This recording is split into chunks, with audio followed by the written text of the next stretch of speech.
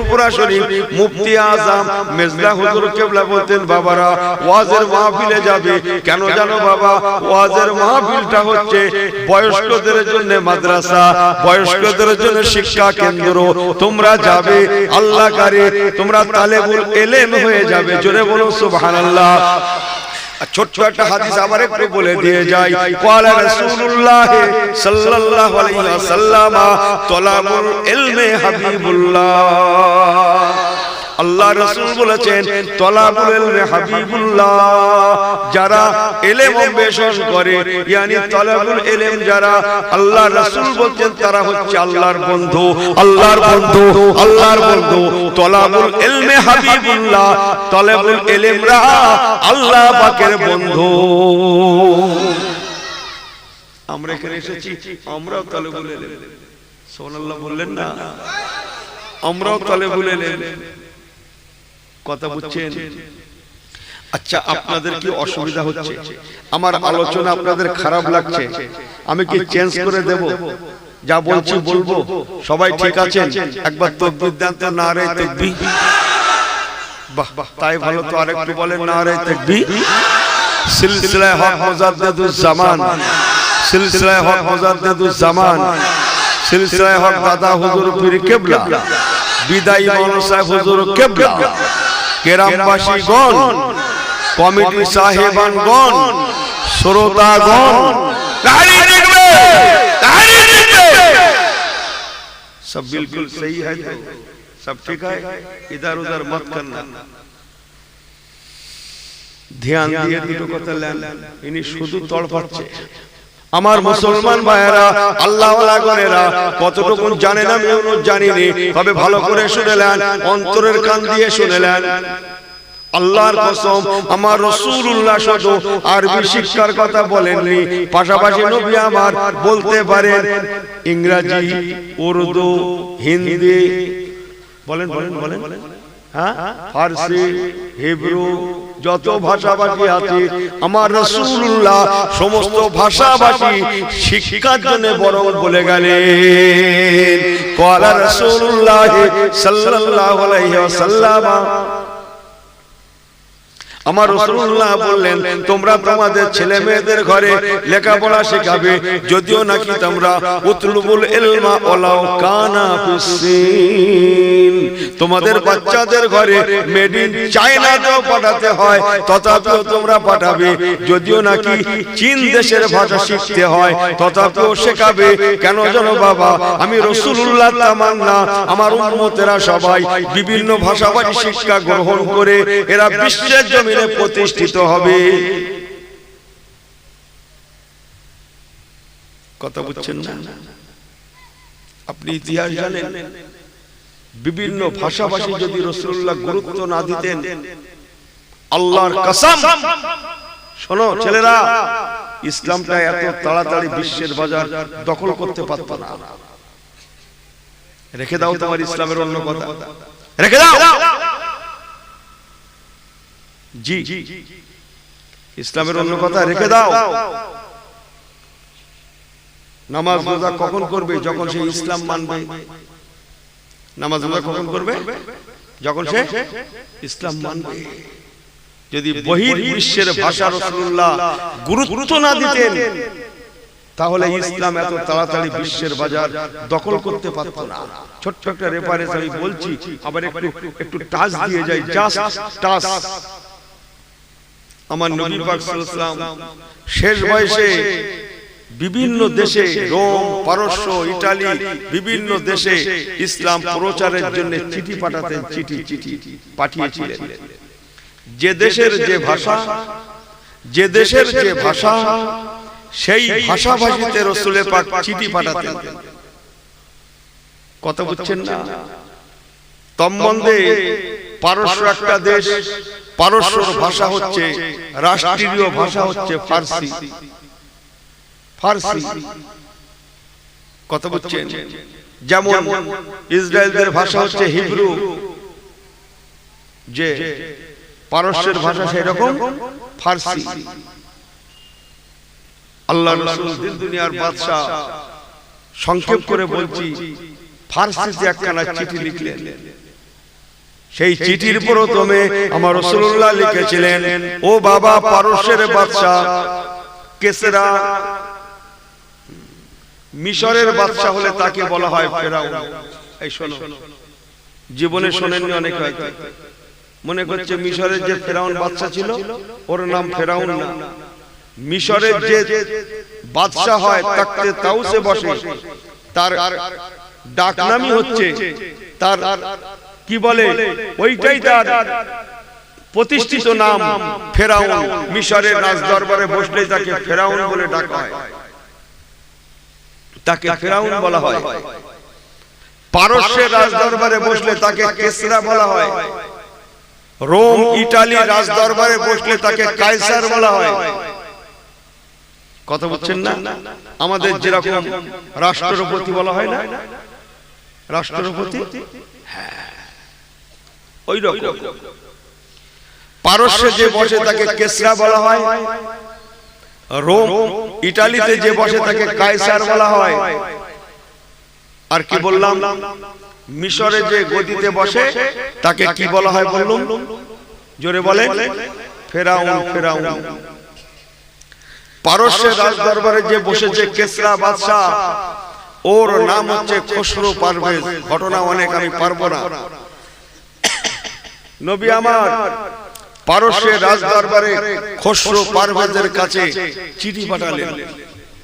চিঠির প্রথম লাইনে আমার রাসূলুল্লাহ নিজের নামকে লিখে, পরের লাইনে পারস্যের রাজা খসরু পারভেজের নাম লিখলেন।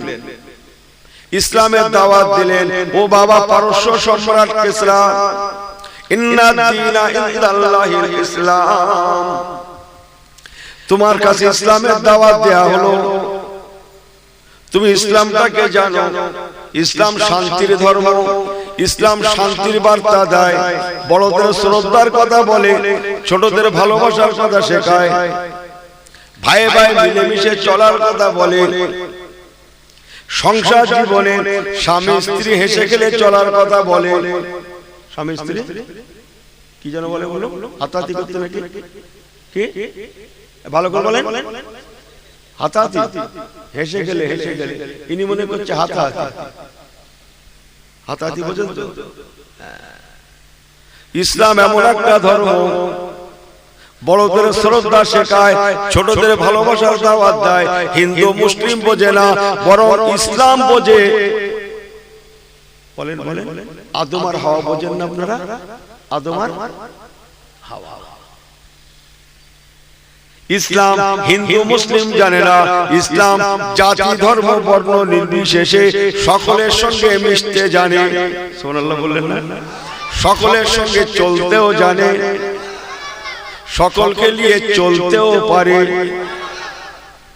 ইসলাম কাউকে ছোট মনে করে না, ইসলাম কাউকে উপহাস করে না, ইসলাম কাউকে বেইজ্জতি করে না, ইসলাম কাউকে হেনস্থা করে না।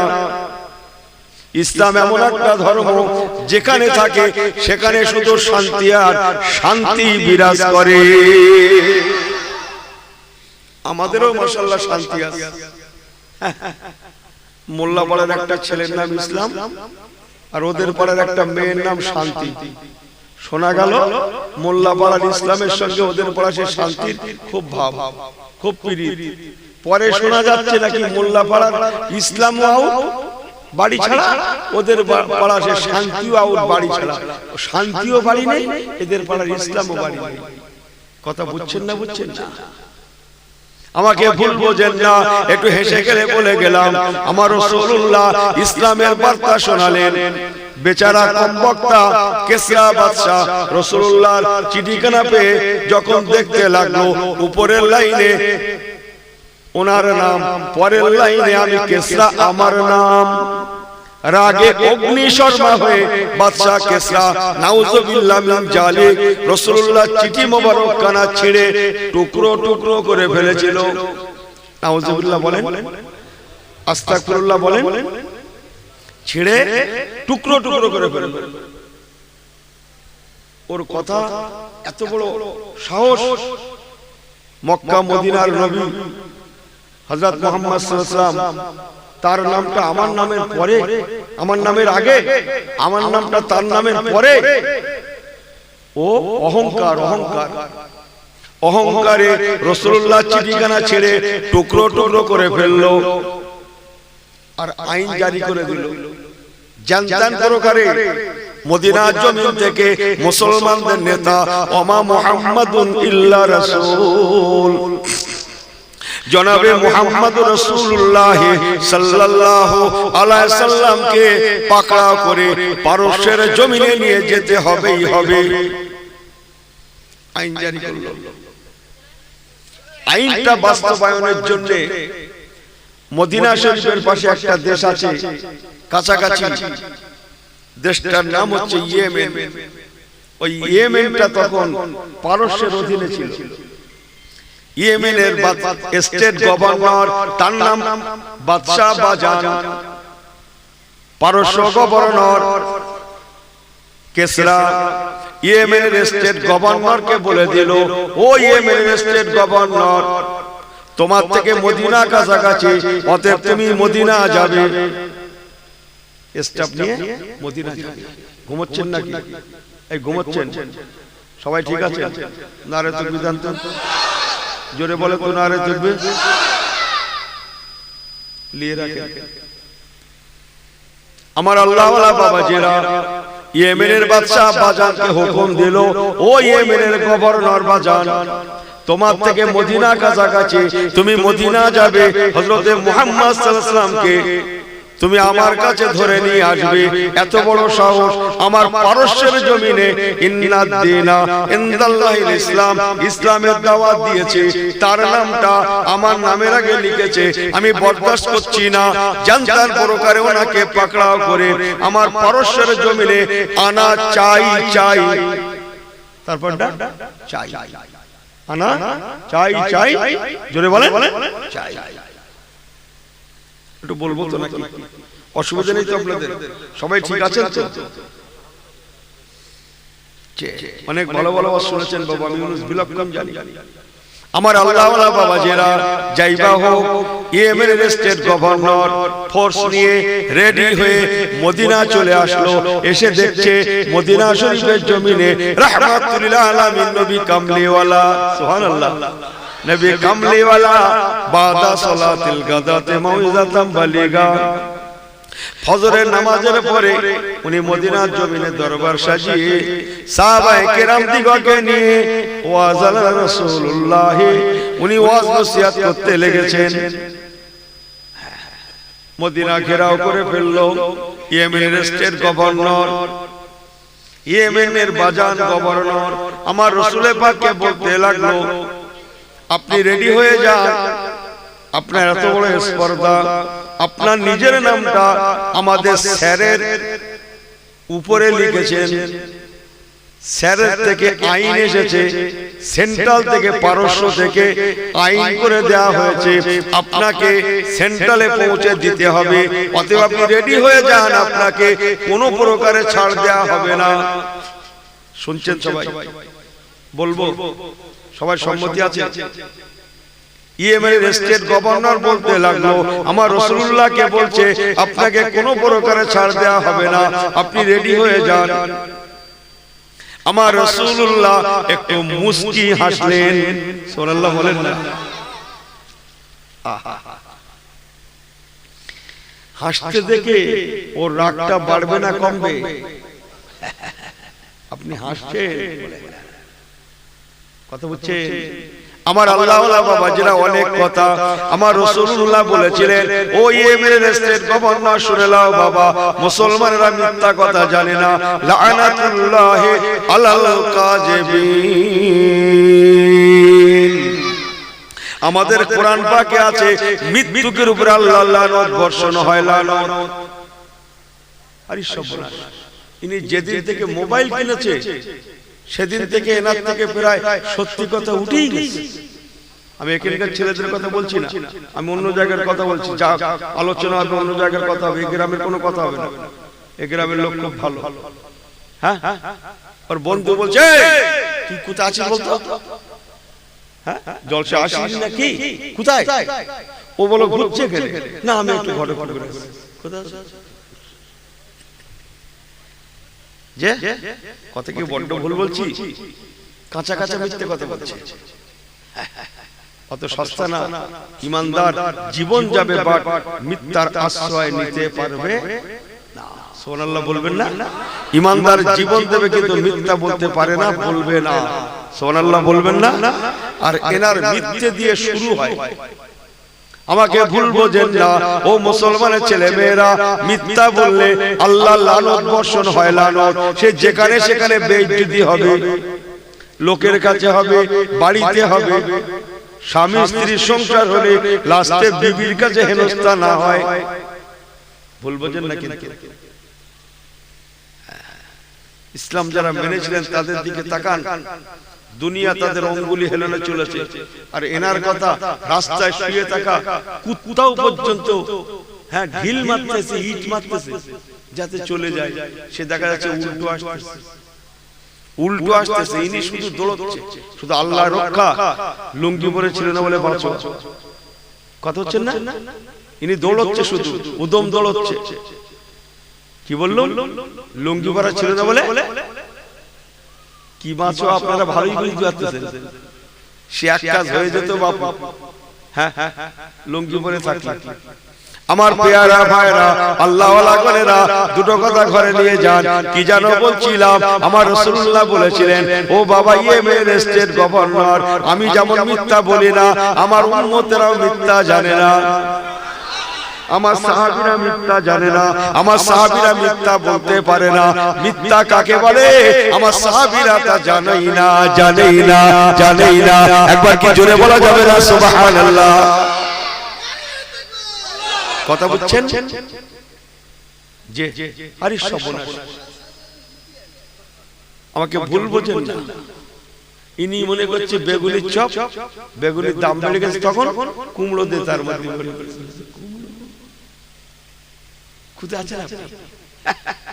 মনে করছে আলুর চপ আলুর দাম বেশি তখন হ্যাঁ ভাই কথা বলে ওর মধ্যে কুমড়ো লোক কিনছে আলুর চপ বলে বিক্রি করছে কিসের চপ হ্যাঁ বলে হুজুর তুমি মনে হয় ঝাড় খেয়েছো ওরে বাবা ওই চপ চপ খাই আর বুড়ো বয়সে সহ্য করতে পারি আর খাই বহুদিন হলো 20 বছর হয়ে গেল খুব একটা ধারে কাছে যাই না আমাকে ভুল বোঝেন না আমি যেটা বলতে যাচ্ছি নিয়ে রেখে দেন আমার রাসূল পাক সরকারে দু আলম বলেছিলেন বাবা ইয়েমেনের স্টেট গভর্নর এসেছেন যখন আপনার স্যার যখন আইন করেছে আমাকে নিয়ে যাওয়ার জন্য ঠিক আছে আমি অবশ্যই যাব তবে আজকে দিনটা দেরি করো বাবা আমার সরকারি অতিথিশালায় আপনারা আশ্রয় গ্রহণ করুন আপনারা থাকুন আগামী কালকে আল্লাহ চায় যাওয়া হবে আল্লাহ যেটা ইচ্ছা আছে সেটাই হবে আজকে দিনটা ওয়েট করুন অপেক্ষা করুন সরকারি অতিথিশালায় ঠিক আছে কোথায় যাবে পালাতে তো পারবে না আমরা মদিনা ঘিরে ফেলেছি কথা বুঝছেন না আমার আপনার নবী দিন দুনিয়ার বাদশা সংক্ষেপ কালাম রাত এসে গেল আল্লাহর ইশার নামাজ পড়লেন তাহাজ্জুদের নামাজ পড়লেন দোয়াখানি করলেন সংক্ষেপ কালাম পরের দিন মদিনার মসজিদে আযান শুরু হয়ে গেল হাইয়া আলাস সালাহ حي على الصلاة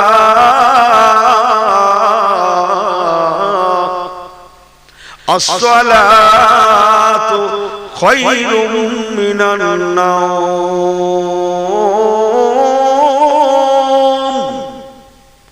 الصلاة خير من النوم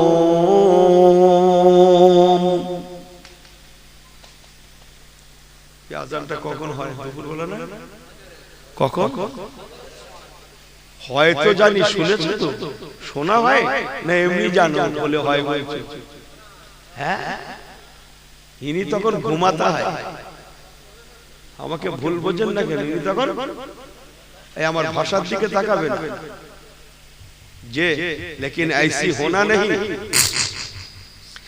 बिस्मिल्लाहिर रहमानिर रहीम আকিমিস সালাতা লিদুলুকিশ শামসি ইলা গাসাকিল লাইল এই কোরআন শোনো চলে না বিসমিল্লাহির রহমানির রহিম আকিমিস সালাতা লিদুলুকিশ শামসি ইলা গাসাকিল লাইল ওয়া কুরআনাল ফাজর ইন্না কুরআনাল ফাজরি কানা মাশহুদা।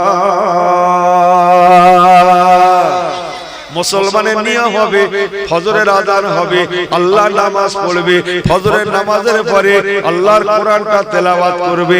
আল্লাহ কোরআন পাকে বলছেন ইন্না কুরআনাল ফাজরি কানা মাশহুদা,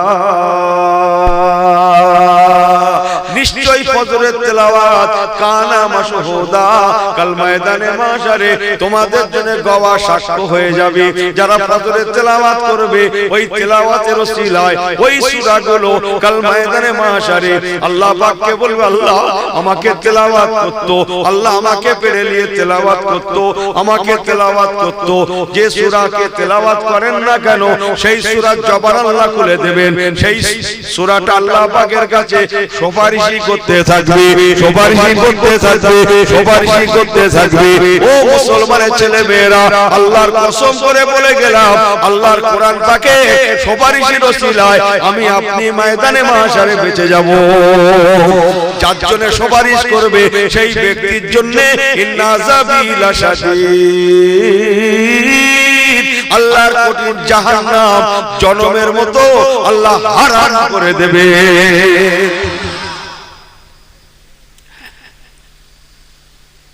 কথা বুঝছে?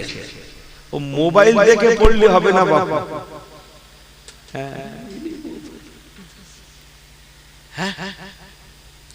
মোবাইল দেখে পড়লে হবে না, তাহলে তো স্কুলে না গিয়ে বই পুস্তক কিনে প্রাইভেট রেখে বাড়ি টিউটারে পড়ানো যেত, স্কুলে ভর্তি হতে হতো না। কথা বুঝছেন না? বুঝছেন না?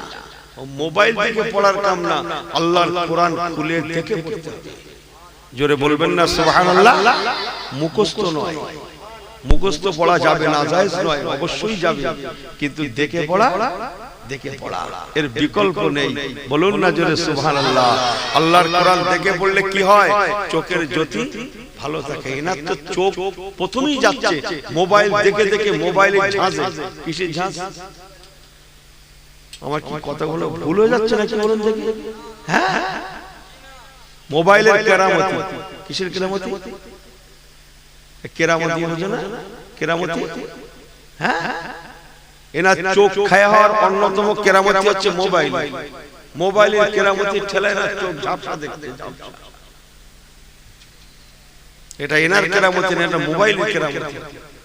ফসকে হ্যাঁ, আমার আল্লাহওয়ালা বাবাজিরা আমাকে ভুল বোঝেন না, যে কথা বলছিলাম আমার রাসূলুল্লাহ মদিনার মসজিদে নামাজের জন্য গেলেন, আযান হয়ে গেল, ফজরের আযান। আসসালাতু খায়রুম মিনান নাওম।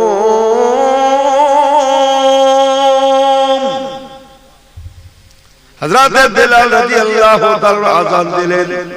হাজার হাজার মুসল্লিগণেরা নামাজের জন্য সবাই মদিনার মসজিদ নববী শরীফে চলে আসলেন। সুবহানাল্লাহ বলেন। যে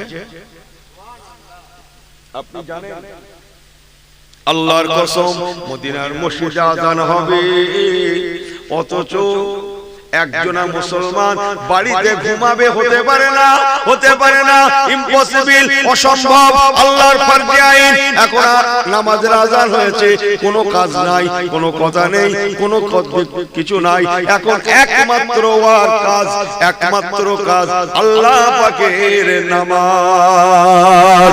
আসসালাত আসসালাত আসসালাত আকিমিস সালাতা লিযিকরি, আল্লাহ পাকের নামাজ। আল্লাহুম্মা সাল্লি আলা, ছেলেগুলো পড়ো, সাইয়্যিদিনা ওয়া আলা আলি সাইয়্যিদিনা। মাশাআল্লাহ মাশাআল্লাহ, বলো লা ইলাহা ইল্লাল্লাহ, লা ইলাহা ইল্লাল্লাহ।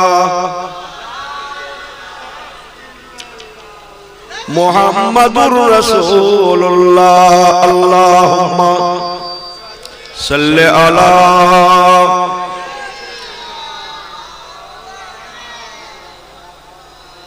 ওয়া আলা আলি क़यामत में हर शख्स परेशान रहेगा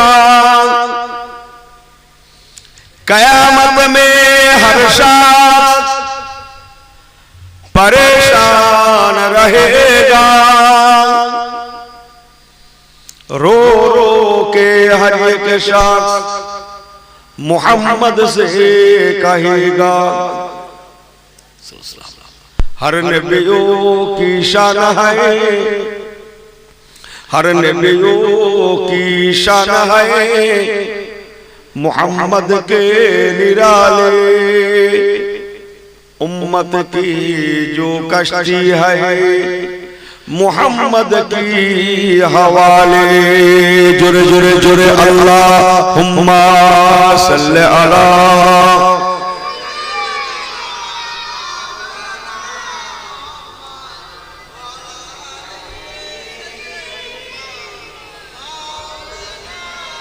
আমার আল্লাহ বাবাজিরা পরের তারিখে সকাল হয়ে গেল নবী আমার ফজরের নামাজ পড়ালেন সংক্ষেপ কালাম ফজরের নামাজের পরে আমার রাসূলুল্লাহ আবার অন্যান্য দিনের ন্যায় ওয়াজের মাহফিল বসালেন প্রত্যেক দিন মদিনার মসজিদে ওয়াজ হতো প্রত্যেক দিন পুরুষেরা শুনতেন সপ্তাহে ওই ভদ্রমহিলা জিজ্ঞেস করে ভদ্রমহিলা জানে ওই ভদ্রমহিলাটা সব জানে ভদ্রমহিলা আর বাসে উঠলে একই লোক লেডিস যাই